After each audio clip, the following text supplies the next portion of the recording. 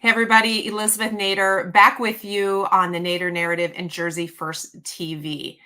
One of the really incredible aspects of the American dream is being able to work for yourself, really, being able to build a business, being able to provide for your family in whatever way your time, your skill set allows, and the flexibility that it means to be in this country and easily do this. It's called the gig economy, is what we call it. And it's really just the opportunity for American citizens to start their own business and maybe do something part time. It really, especially affects women and allows women who are mothers, for example, to do something part time. It allows for us to have freelancers that are gifted in different areas that we can hire. So much about what makes our economy work is based on what we call the gig economy. Did you know, though, that is slowly being, well, not so slowly, quickly being targeted, not only in certain states, but now at a federal level? Why does that matter to you? Well, your ability to be flexible, your ability to be what we call a 1099 worker, your ability to exist in the gig economy and provide for your family is really now being challenged. So we want to talk about that on today's show. And I've got two incredible women with me who I'm going to let them introduce themselves in a minute, but they're both coming to us from California, where the gig economy out there and independent contractors have already been challenged by the new laws that have been passed. We've already seen them get really minimized into laws that change the way that they work. And now we're getting it at a federal level. So everybody needs to listen to this because it affects you. So Karen Anderson and Jennifer Oliver O'Connell, welcome to the show. Both of you are very focused on this. Karen, let's start with you. Tell us about your background. Well, I'm a longtime freelance editor, journalist, writer, and professional photographer in California. And AB5 is what we're talking about today as it relates to the new DOL rule.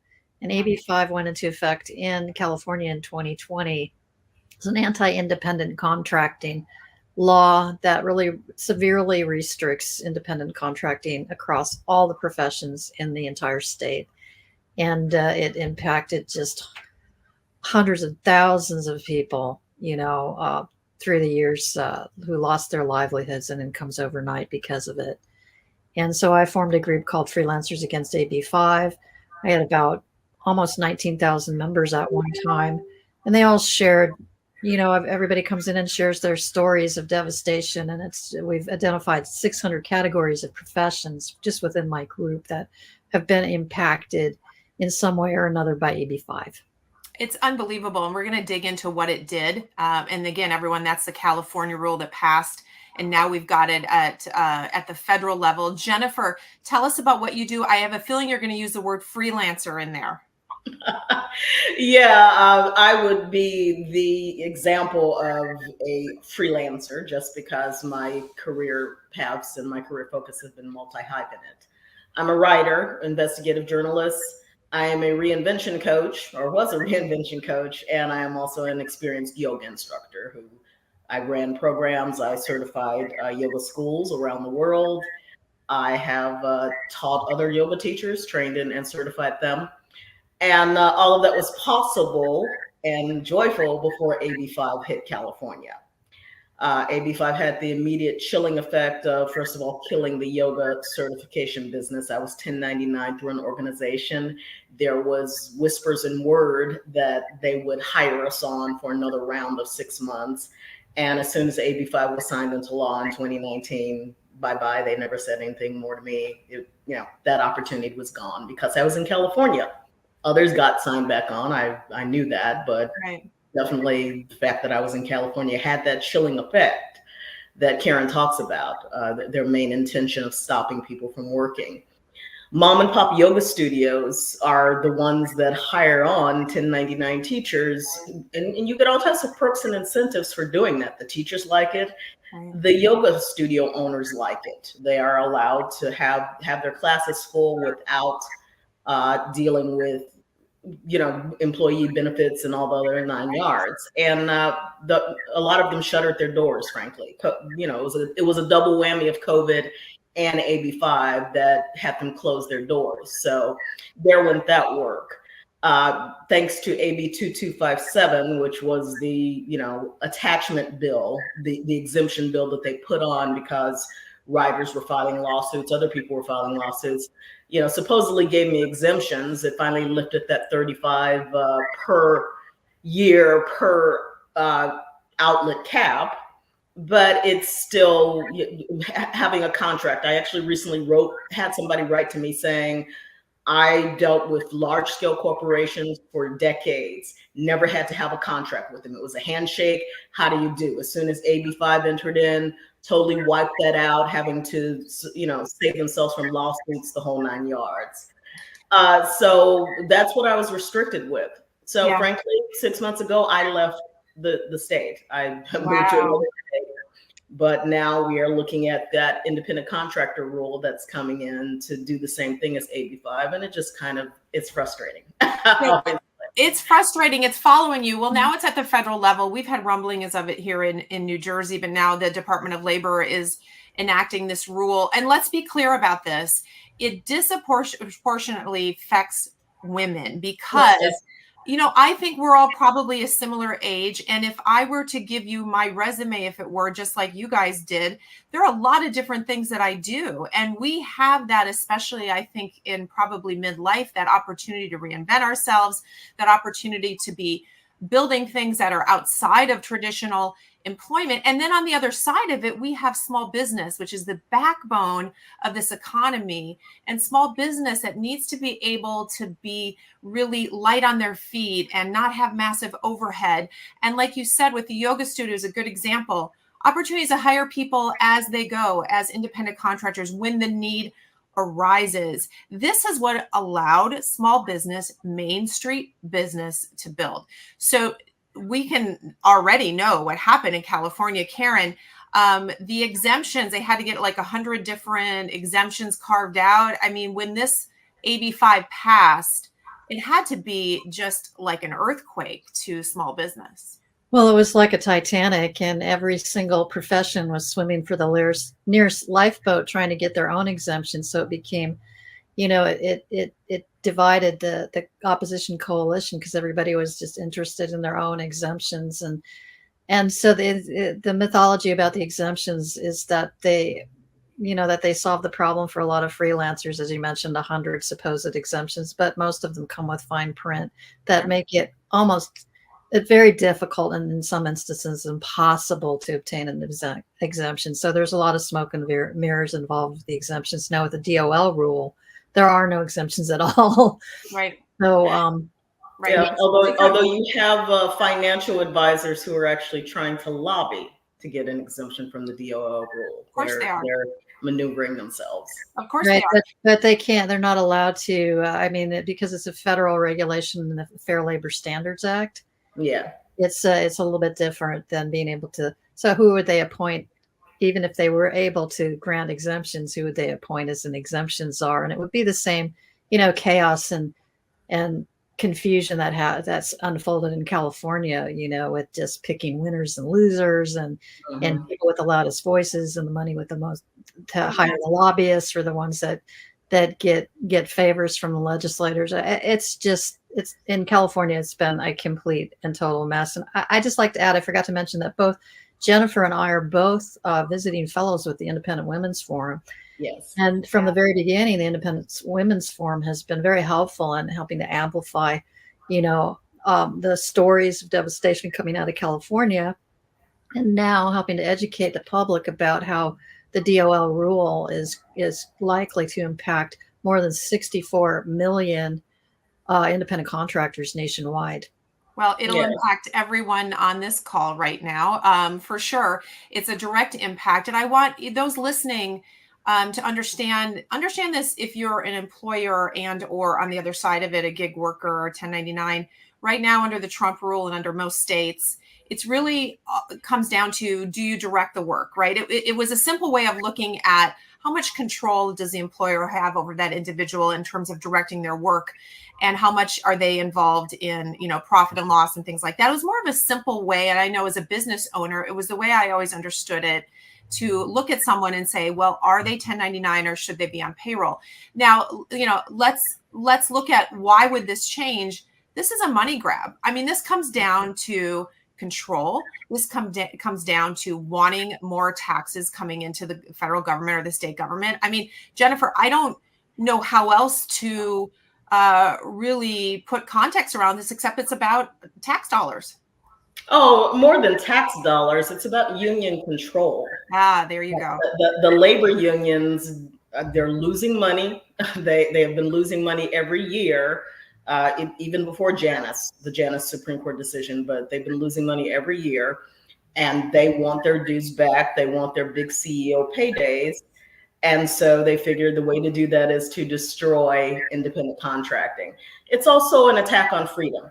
Representative Kevin Kiley, who has been in the California Assembly, he was our champion who fought for us, and now in the US Congress, he's doing the same.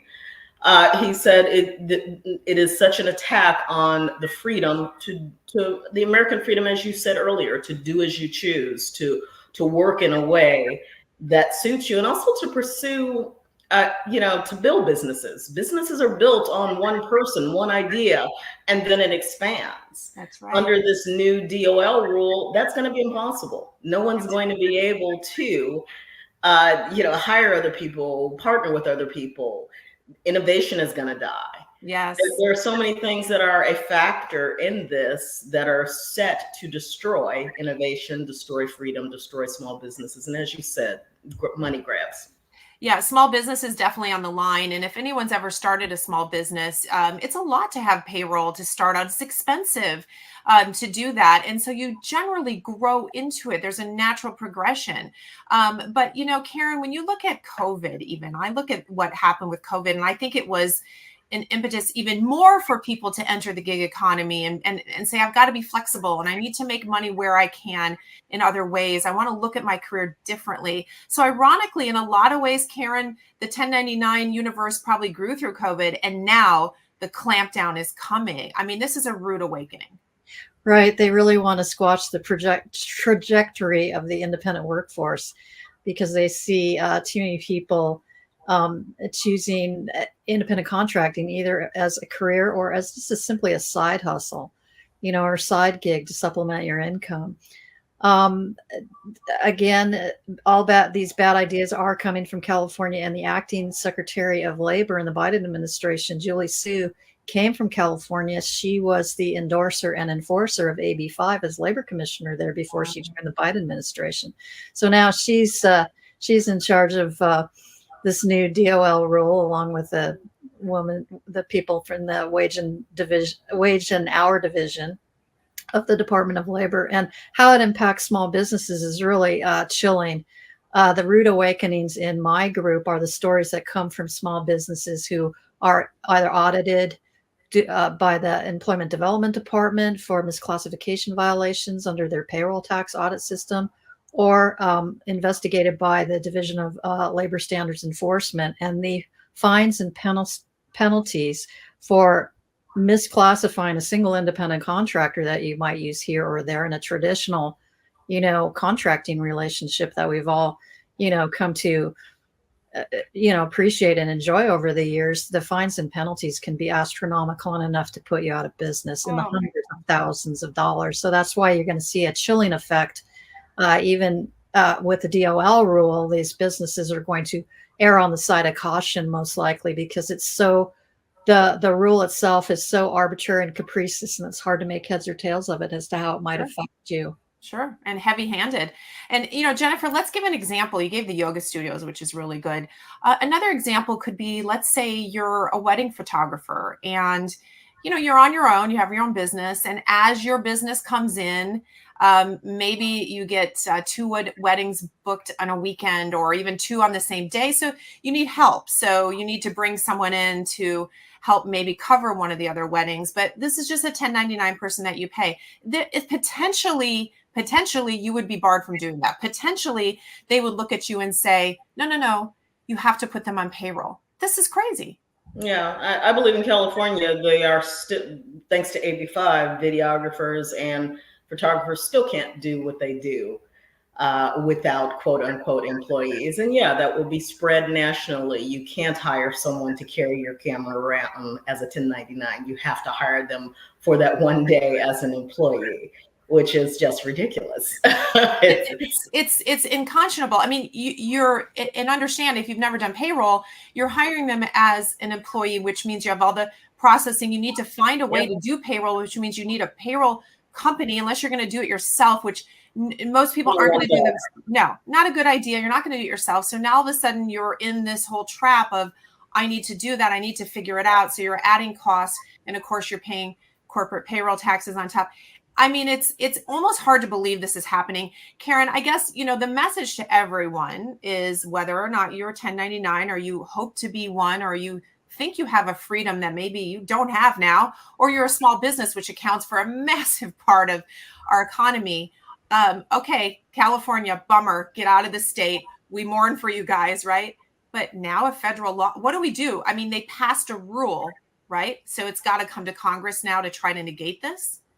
Well, I just want to circle back a little bit. It's interesting that you mentioned wedding photographers, because in our group, we have wedding photographers just recently who've come in and said they're being audited by the EDD for bringing on a second shooter to a wedding. And so even though they're supposed to be, they supposedly have an exemption, they actually really don't, because they can't bring that second shooter on. As far as how to fight this DOL rule, Kevin Kiley and Senator Bill Cassidy are introducing a Congressional Review Act to put a pause on this rule, and so that's something that people can do. They can call their representative and try to get more co-sponsors involved, especially on the Senate side. I think there's 40 co-sponsors right now on the congressional side.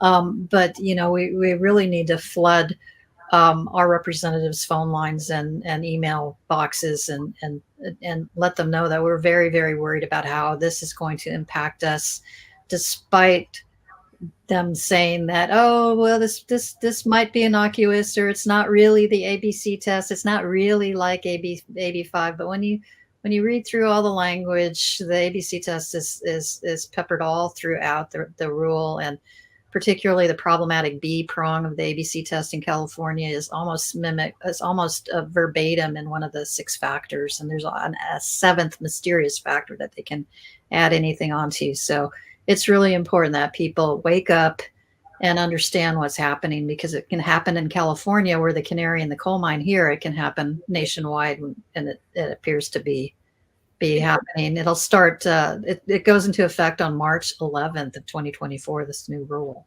March 11th, you mean in a couple of weeks? Yes. In a couple of weeks. Yes. Okay. And also know, Elizabeth, that truckers are being affected by this. The truckers in California fought long and hard to try to get out from under AB5, and unfortunately, ruling after ruling, they were not able to. It kept going back and forth. And now there's an actual trucking company in Louisiana that is suing the Department of Labor and the United States government because of this rule. Okay. They saw the damage done to truckers in the trucking industry in California, and they're like, this is not going to happen to us.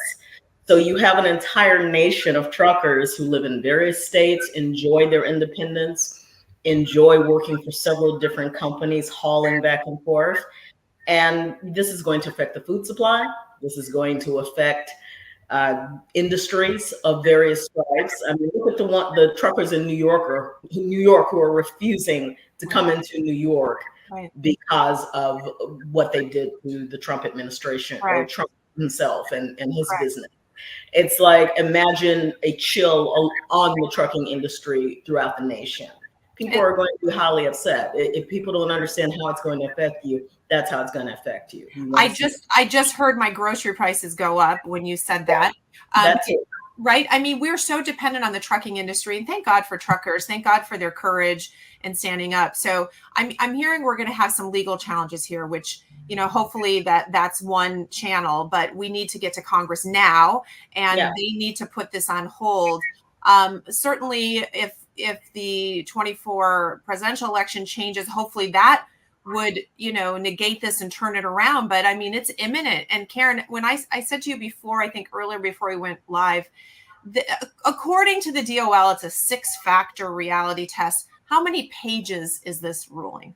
It's 339 pages of interpretive guidance that, when you read it, it's on one hand this, on the other hand that, and it really gives the regulator or judge enough leeway to rule in favor or find in favor of employee status. And so we also have another lawsuit that's been brought forth by 4 freelance writers, 3 of whom are in New Jersey. And when you look at the rule, especially the permanence factor, in other words, they don't want people to have, ongoing assignments from their clients. They think that freelancing should be just one-off types of arrangements. So what would that do to a weekly columnist or somebody who writes a monthly newsletter? I may have a partial exemption from AB5 as somebody who does that in California, but now the DOL rule throws all that into chaos, because you can't, that particular arrangement would probably fail 4 of the 6 factors of the DOL rule. So you're going to have these businesses erring on the side of caution and saying, well, we probably shouldn't be using independent contractors at all. So it's the little guy, not the big industries that they say they're targeting, but it's always the little guy, the moms and pops, the solopreneurs, the people like you and me, who are the ones that are the roadkill. Yep. That's absolutely it. And as I said before, we are the backbone of this country. So to everyone listening, do you like the way our businesses work in this society? Do you enjoy the freedoms that you have to choose of, who to work with, or to choose where to spend your money, or to choose how to make money? Do you take that for granted? You understand this is completely on the line. I mean, it's shocking to me. And, Jennifer, as we start to close out here, we're going to keep focusing on call your congressperson. But another element of this that I think elections have consequences. We have federal agencies creating rules that completely affect the way you and I live, and affect the way everyone is going to live now, frankly.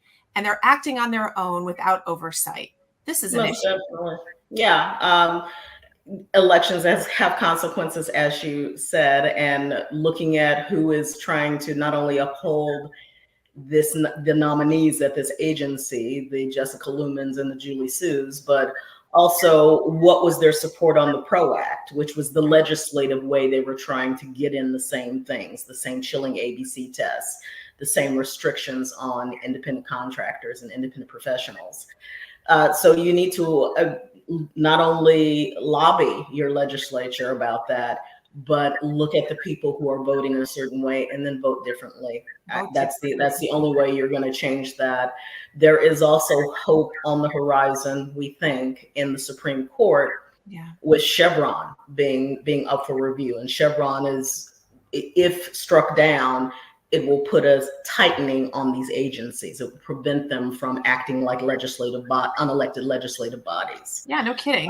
So that's also on the horizon. It's amazing how far we get away from the way we were supposed to work as a country, isn't it? And while we're all living our lives and getting busier and busier, this stuff is happening. And here we are, weeks away from this being enacted. So we are hoping for the legislators to wake up and do something. They are waking up, and we need everyone to call their congressperson. We're hoping that the judicial branch does its job and that these lawsuits continue. Karen and Jennifer, you guys are going to be tracking this. You're going to be advocating to get this, shot down.